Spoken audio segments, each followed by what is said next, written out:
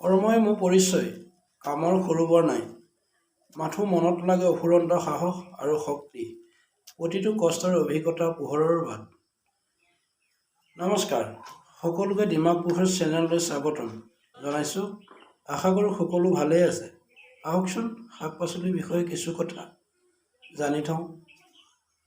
মই যেতিয়া গুটি সিঁচা আৰম্ভ কৰোঁ, প্ৰথমতে মাটিবোৰ এনেদৰেই কোৰ কটাৰী মাৰি খুব মিহি কৰি লওঁ। তাৰ পাছত শুকান গোবৰ, ফুটছাই আদি ছটিয়াই লওঁ। তাৰ পাছতে মই গুটি সিঁচা আৰম্ভ কৰোঁ। প্ৰথম কথা, বীজসমূহ য'ৰ পৰা অনা হয় বা আপোনালোকে আনিব বিচাৰে, সেই দোকানখন আপোনাৰ বিশ্বাসযোগ্য হ'ব লাগিব, নহ'লে কষ্টৰ ফল নাপাব। যদিহে আপোনালোকে বহলভাৱে খেতিসমূহ কৰিব বিচাৰে, প্ৰথমতে পৰীক্ষামূলক হিচাপে অলপ অলপ বীজসমূহ সিঁচি চালে ইয়াৰ ফলাফল অতি সহজতে পোৱা যায় আৰু তেতিয়াই বহলভাৱে নিৰ্ভয় মনে খেতিসমূহ কৰিব পাৰিব।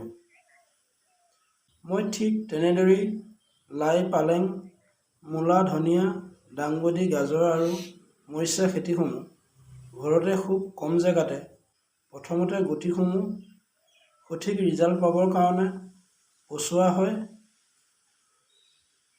গোবৰ আৰু জৈৱিক পচন সাৰে এই বীজবোৰ সিঁচিলে পুলিবোৰ ভাল হয় আৰু ইয়াৰ গা গঠন মজবুত হয়। ইয়াক পথাৰলৈ ৰুবলৈ নিবৰ বাবে সুবিধা হয়, কাৰণ পুলিসমূহত যথেষ্ট পৰিমাণে মাটি যায় আৰু বাঢ়িবৰ বাবে আৰম্ভ কৰে।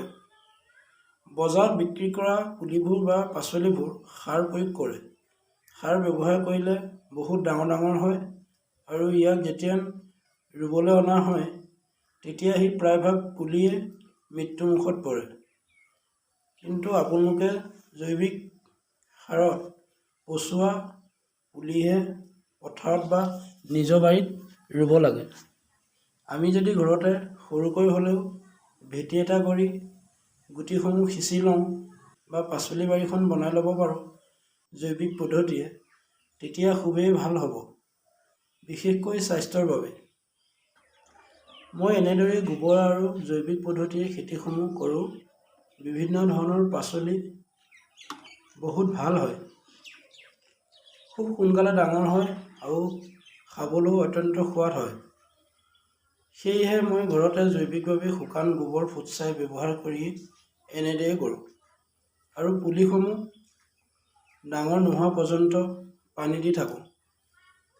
পানী দিলে পুলিবোৰ লহপহকৈ বাঢ়ে আৰু ইয়াৰ ভাল হয়, খুব সুন্দৰ হয়, পাচলিবিলাক গঠনো ভাল হয়। বজাৰত বিক্ৰী কৰা লাইবোৰতো যথেষ্ট পৰিমাণে ইউৰিয়া ব্যৱহাৰ কৰে। ইউৰিয়া ব্যৱহাৰ কৰিলে পাতবোৰ বহুত ডাঙৰ হয়, কিন্তু খাবলৈ ইমান সোৱাদ নাপাব। মই গোবৰহে বেছি পৰিমাণে ব্যৱহাৰ কৰোঁ, সেয়েহে পাচলিসমূহ গঠন প্ৰক্ৰিয়া বহুত ভাল হয়, খাবলৈ সোৱাদ হয়। এনেদৰেই যদি আমি ঘৰতে অলপ অলপকৈ পাচলি বাৰীখন বনাই ল'ব পাৰিলেও পৰিয়ালৰ বহু চাহিদা পূৰণ হয়। আমাৰ খাদ্যত শাক থাকিব লাগে। শাকে অক্সিজেন বৃদ্ধি কৰে, হিমোগ্লোবিন বঢ়ায় আৰু তেজতো অক্সিজেন বঢ়ায়।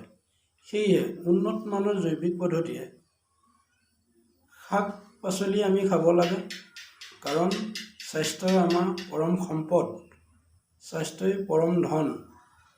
সুস্বাস্থ্যই মানুহক উন্নতি পথত আগুৱাই যাবলৈ সহায় কৰে। ধন্যবাদ।